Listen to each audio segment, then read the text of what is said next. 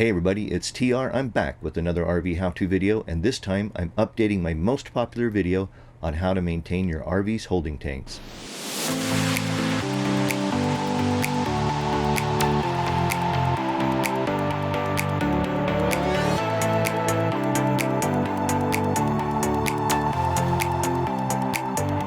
Yeah, that's right, I'm back with more straight poop on how to maintain your RV's holding tanks.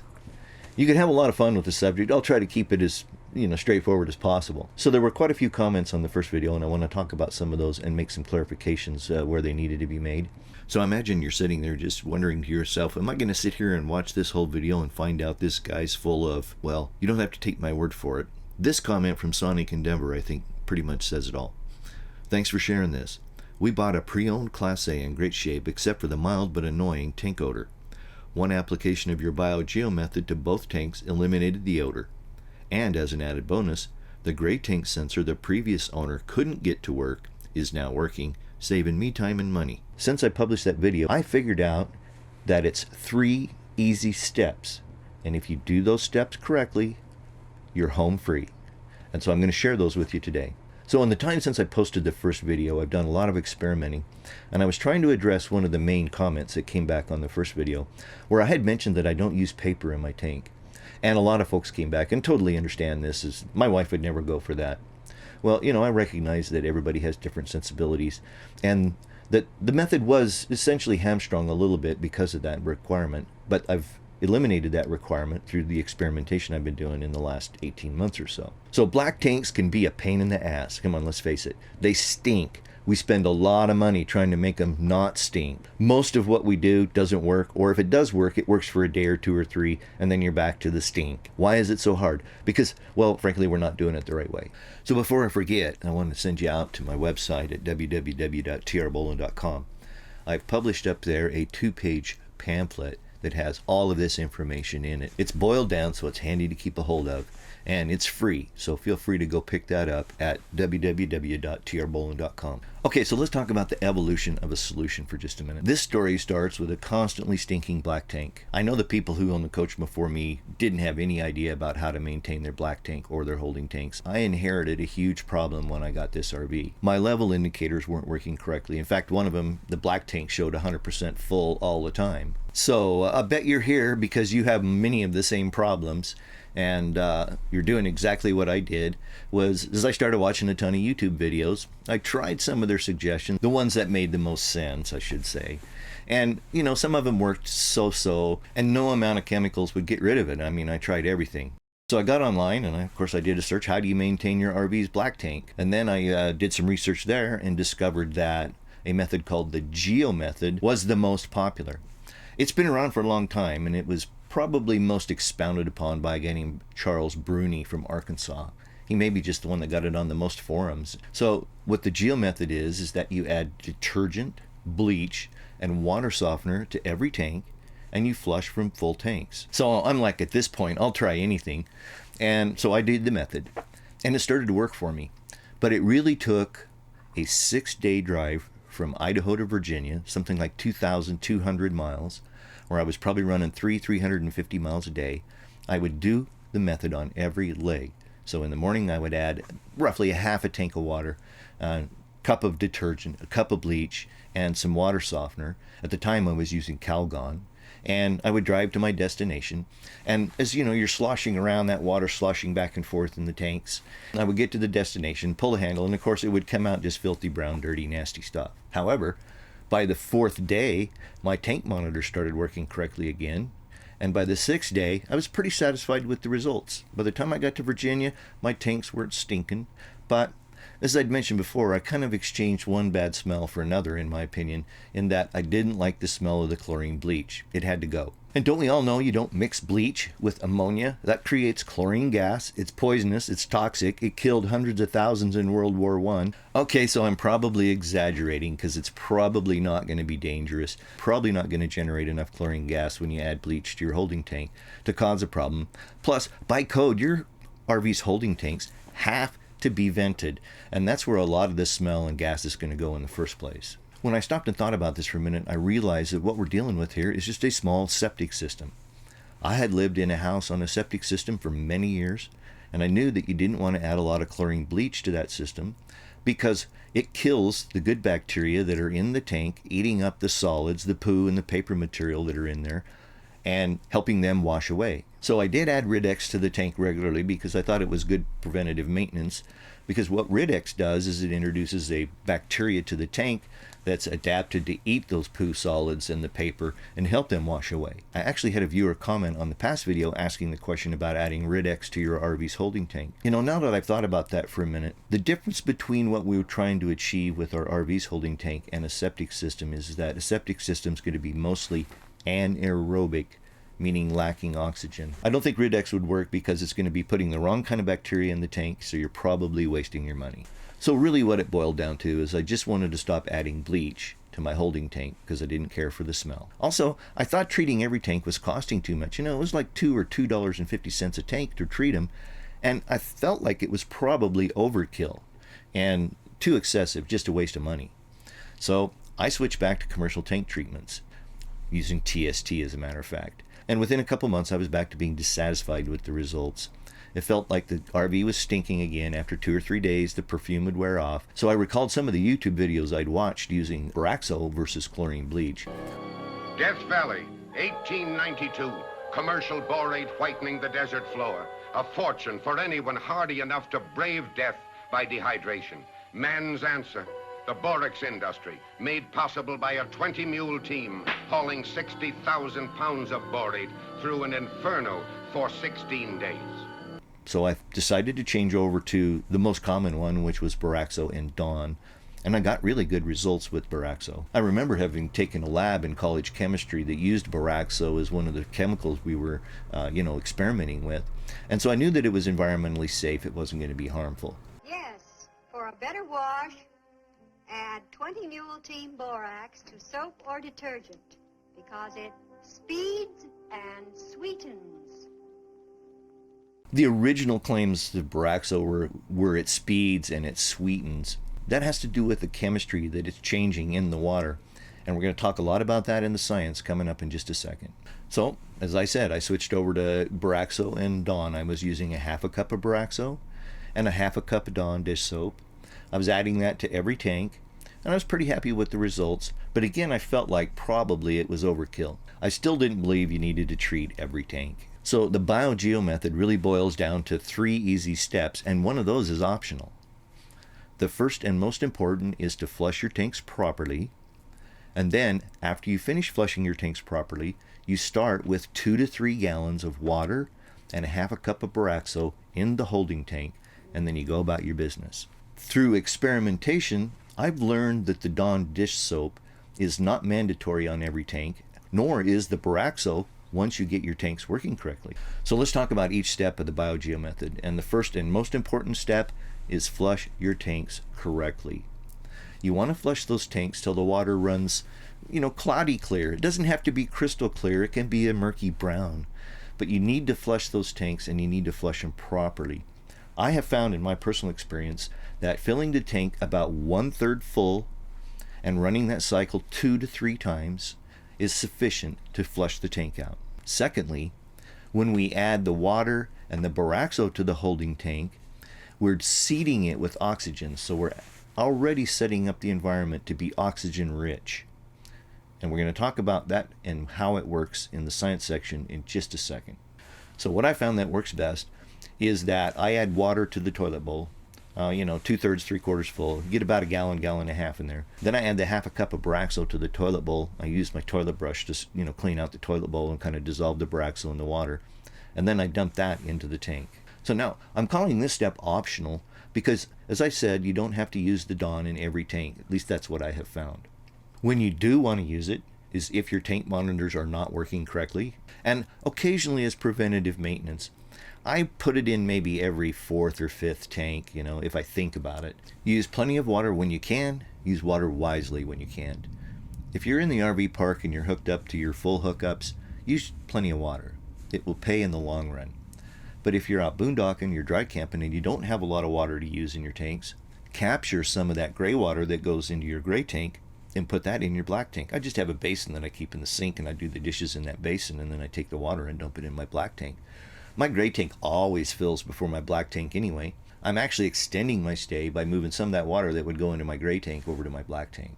So let me give you some flushing rules of thumb. You must have a clear segment in that hose that you attach that goes to the dump station. That's the only way you're going to be able to monitor the quality of that flush. You don't have to flush till it's crystal clear. A light brown like what you're seeing here is just fine.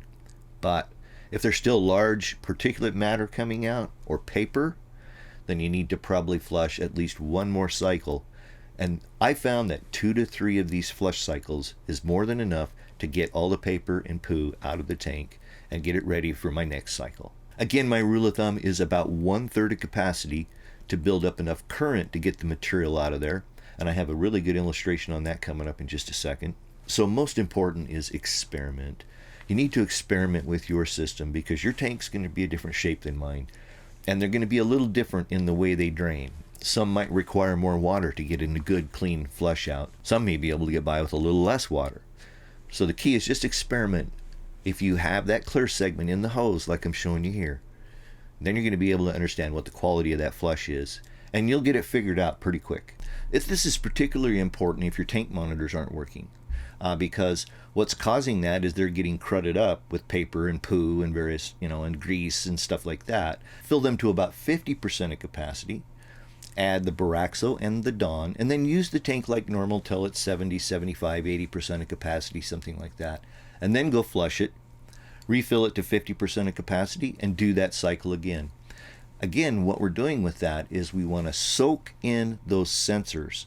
Now, I'm going to show you those in a minute, and you'll understand why it's important to soak those sensors to get the crud off of them. Now, here's my favorite tip, and I do this all the time. I call it the road flush. This is great for non-working tank monitors, the poo pyramid, and just general preventative maintenance. What I do is I fill the tank to 1/3 of capacity. I add Buraq and Dawn, and then I drive to my next destination. I use the tank like normal till it fills to say 70 or 80% of capacity, or I flush it when I leave. But again, what we're doing is we're soaking that tank in. It's so important to let that water sit in that tank and soak into those probes and in the cracks and crevices and corners, and it helps flush the heavy sludge and material that's been accumulating in the tank away. So I have a slight modification to the road flush for your gray tanks. And that's because your gray tank's going to have a lot more fat and grease and oils and things in it. And so we need a little different solvent, if you will, to kind of help dissolve that. So what I have found that works best is I add 1/3 of a tank of water, a 1/2 cup of Buraq, and then I add 2 cups of ZEP citrus orange cleaner to the tank, and I drive to my location. And then I use the tank like normal. And then when I'm ready to leave, or when it's at 80, 85% capacity, something like that, then I go out and pull the valves and flush the tanks. Again, it's that soak in. And you would be amazed at what comes out of that gray tank. I'm going to show you 2 examples here real quick of the road flush. The first example here is my black tank. And this is after me being parked all winter, doing this method, and flushing my tanks like I normally would on the morning I left Arizona and headed for New Mexico. I drove 300 miles with the Buraq and the Dawn in my black tank, and here's the quality of the flush that came out. I did the gray tank treatment with the Buraq and the citrus cleaner, and this is the quality of flush I got out. You're going to note a really big difference here in that my black tanks, I'm probably more diligent on keeping them clean. But look at the junk and crud and things that are coming out of the gray tank.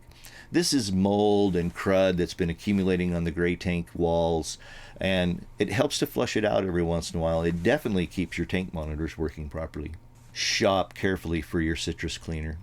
You can pay up to triple what you can buy it for at a large big box home improvement retailer. So you say you don't have this fancy built-in tank washer? That's just fine. You gotta get something. You can buy these ones like these that attach to your hose and you stick them down in the toilet. Be careful where you shop. I guess the mirror image is worth 75% more. You don't want to get one of those? Fine. Use a 5-gallon bucket. I had a lady mention in one of the seminars that I've been giving about this material, kind of helping to improve it, say that she used her garbage can. She just used her bathroom garbage can. She'd put a couple gallons of water in it and dump it down the stool. That would have the effect of helping break up that poo pyramid and get it into solution. But also I think she was adding additional water to the tank which is one of the key things we're talking about with respect to the Bio-Geo method. And there's going to be a lot more on that in just a bit. Let's talk about the poo pyramid, because if you have an RV, you have one. And it's just because of the way they design holding tanks. They have to be directly below the stool, the toilet, okay? Because you need to drop that waste straight into the tank. In an RV's tank system like this, we never use the same amount of water as we would use in like a home system. There's plenty of water in a home system that helps wash that material down the pipes. That's not the case in your RV, and so the contents of the stool drop straight into the tank. The net effect of that is you end up with a pile of poo building up in the bottom of your tank. It's thick, heavy, sludgy, nasty stuff. Think adobe bricks. As Mr. Poopy continues to make deposits in the tank here, the pyramid continues to grow. The tank is filling with water and urine. And during that time, material in the poo pyramid is leaching out and dissolving out into the contents of the tank. This causes layering in the tank. And so what you're going to end up with is this lower layer is going to be thick, heavy, sludgy material. Then there's going to be a middle layer, and that's going to be mostly watery. And then there's going to be a top layer, and that's going to have a lot of scum, probably a lot of paper floating on it.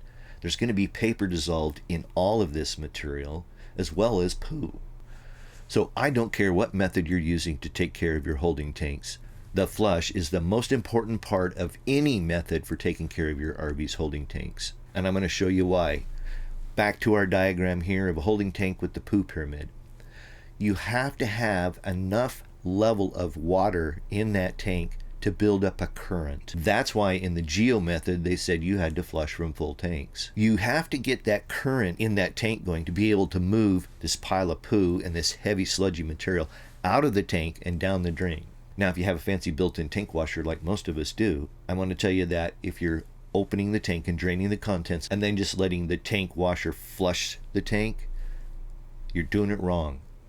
You have to build up enough level of water in that tank to create a current to help continue to move all this heavy sludgy material out of the tank. Spraying the remnants of this poo pyramid with just the sprayer in the tank is never gonna remove it all. Well, I'll say it's gonna take a very long time of flushing that tank to get it clean versus filling it to the proper level, pulling the valve, getting the current set up so that the contents and the heavy sludge that's laying on the bottom of that tank can go out. I'm going to reiterate, you have to fill that tank so that you can flush it properly. If you do not, and that poo pyramid stays in place, and you go home and you park the RV or you park your fifth wheel or trailer or whatever for a month before you use it again, the remnants of that poo pyramid are going to turn into concrete, adobe bricks, and then you got a problem, because that's really hard to get rid of. So here's my favorite part of the video. Why does this work so well? Well, let's start by talking about what Buraq does. Buraq softens the water. It makes water wetter. What I mean by that is it makes it so more stuff can dissolve into the water. More on that in just a sec. Buraq adds oxygen to the water. Remember, I mentioned earlier that the bio part of the Bio-Geo method is that we're trying to encourage healthy, good bacteria in that holding tank that produce these nice humorous smells, you know. Composters can relate to this. If you've ever composted and you go out and you can smell that pile and it's really stinky, you know it needs to be turned. And when you turn it, you're adding oxygen. Funny enough, this is how composting toilets work as well. A composting toilet, you're, putting your poo into some kind of material, usually peat moss. But you need to stir that occasionally to help introduce oxygen into it. Otherwise, it's going to get stinky. It's going to get anaerobic. The other thing with water is it dilutes the contents, and so that makes it so more of the poo pyramid and the paper can dissolve into the water. Also, additional water added to the tank increases how much oxygen's in the water, because there is a lot of oxygen dissolved in water. I mean, that's why fish can breathe, right? Is because there's oxygen that's been dissolved in that water. Well, we're taking advantage of that concept when we add additional water to the tank. So why we add the Dawn is it helps break down the poo matter and the paper and get that into the water. It also makes that material more soluble in water through an action called surfaction. And we're going to talk a little bit about that at the end of this segment. The first thing we're going to talk about is water softening and what the water softening component of Buraq is about. First, I want to talk about hard water. In the West here, it's calcium, typically calcium carbonate, and that causes, lime scale in coffee pots. It causes soaps to not work well, and that's part of what soaps are doing, is tying up the hardness in the water. In the East, it could be magnesium or iron. We're all probably familiar with it. So I want to start with the example of your basic home soft water system. Okay, they're usually salt-based, and they have a resin. They have these little plastic beads in them that have active sites on them, as you see here in this diagram. These active sites have a sodium out here. They're just waiting for hard water to go by. And so what they do is they steal that calcium and they release the sodium. That softens the water. When we tie up that calcium or the hardness in the water, that's what attacks the properties of what the soap needs to do. And so a lot of soaps have water softening capacity built into them. This is a Buraq molecule I'm showing you here. You see all these sodiums in here. They're going to have the same effect when the hard water mixes with them. They're going to steal the calcium and let the sodium go. That's going to soften the water and make it work better. The other thing that happens is that Buraq generates oxygen. Well, technically, it generates hydrogen peroxide. And I think we're all probably familiar with hydrogen peroxide. You get the brown bottle in the medicine chest. You get a little bit of hydrogen peroxide. You put it on a cut, and it boils and it bubbles. Well, that's oxygen that's being generated. Absolutely will not harm your RV's gray tank or black tank, period. It's been used for years and years. Very safe. So what makes your tank stink? A lack of oxygen. That lack of oxygen sets up something called an anaerobic environment. You've heard me say that a couple times. Also, when there's not enough water in the tank, you can get to an anaerobic condition really fast. There's a number of reasons for that I'm not going to go into today. The science is pretty interesting. But it has to do with how much oxygen is dissolved in the water and the availability of the oxygen for biological organisms to be able to metabolize the poo material that's in there. The actual stink that we're smelling is ammonia and hydrogen sulfide. Hydrogen sulfide is also known as sewer gas, and it's explosive and it's poisonous.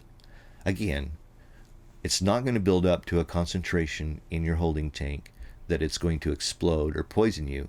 But it's sure going to build up to a concentration enough that you don't want to be in your RV.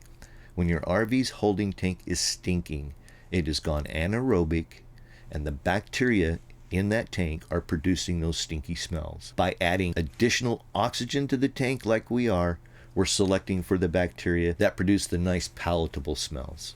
So remember that water has lots of oxygen in it, and when we add the Buraq, we're adding even more oxygen. And that's what we want to do. That helps encourage those good bacteria in the tank that produce the more pleasant smells. So why do we add the Dawn? Well, first off, it's one of the cheapest and one of the best soaps in the industry to take care of things like what we need to take care of in our holding tanks. In reality, soaps and detergents are just a bunch of surfactants. So what are surfactants?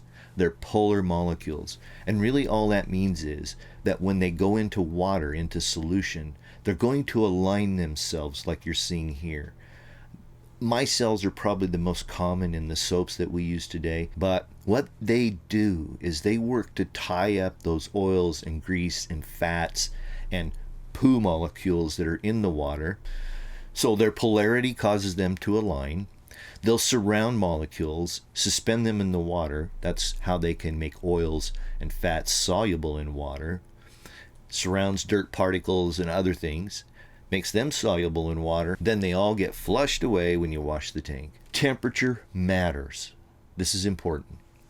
First off, we can't control temperature, right? I mean, it is the temperature it is.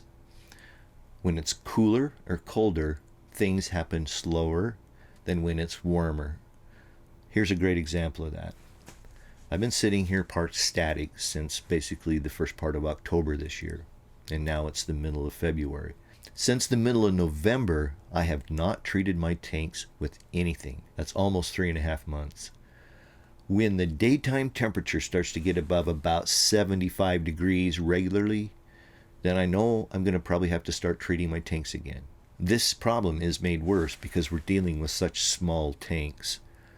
So everything happens a whole lot faster in a RV's holding tank than it might in say a home septic system. You don't have to treat every tank. You're going to find that real soon when you get your tanks flushing clean and you're doing it regularly, you're doing it correctly. You're not going to have to treat every tank. And so what my recommendation is once you've kind of gone through this cycle and your flushes are doing pretty good and you're feeling comfortable that, the tank isn't stinking anymore, back off from adding the Buraq at the beginning of the cycle. Go ahead and put the 2 to 3 gallons of water in the tank and then just go like normal. Say in the middle of the week, it starts to stink a little bit. Then add a gallon of water to your toilet, mix up the Buraq in the water, drop it in the tank. I'll guarantee you within 10 minutes you're not going to smell anything, and then you'll be good to go until it's time to dump, whatever your normal cycle is. You may have to treat more often in hotter temperatures. During the mid of the summer when I'm boondocking, dry camping, and so I'm kind of living on a little bit of limited water, sometimes I have to treat the tanks a couple times during my stay to help keep the odor down, and that's just because with a lack of water in that tank, the tank wants to go anaerobic really fast. But by adding additional Buraq, I have found that seems to help quite a bit when you're out dry camping for long periods of time. So that's pretty much it. 3 easy steps. Flush your tanks correctly. Get them as clean as practical. 2 to 3 flush cycles is usually plenty once you get your tanks in good operating order. Start every tank with 2 to 3 gallons of water in it. Add Buraq as needed. Add Dawn as needed. Use plenty of water when you can, and use water wisely when you can't. If you found value in this series of videos, I'd appreciate your thumbs up. That always gives me some encouragement to keep making these videos. And of course, questions or comments or things I might have missed. If you have a specific problem that you want some help with, go ahead and ask a question. I'll try to help you if I can. If you're not a subscriber, I invite you to do that because I already have a pretty good catalog of RV how-to videos. Everything from putting in a floor to putting on a brand new roof, doing generator maintenance, battery maintenance, those kinds of things. I live in a 14-year-old RV. There's always something to be repaired, fixed. I also have a pretty long list of upgrades I want to be doing in the next year or so. And I'll be recording all of that and sharing it with you, just with the idea that if I show you how easy it is to do a lot of these projects, you can do them yourself and save a ton of money. One last reminder, you can pick up the 2-page pamphlet up at www.trboland.com. That has the information around the method in it, so it's an easy reference. You can go back to it and look at it if you need to. But for now, I think it's time to go. Thanks for watching. I really do appreciate it. Until we get together the next time,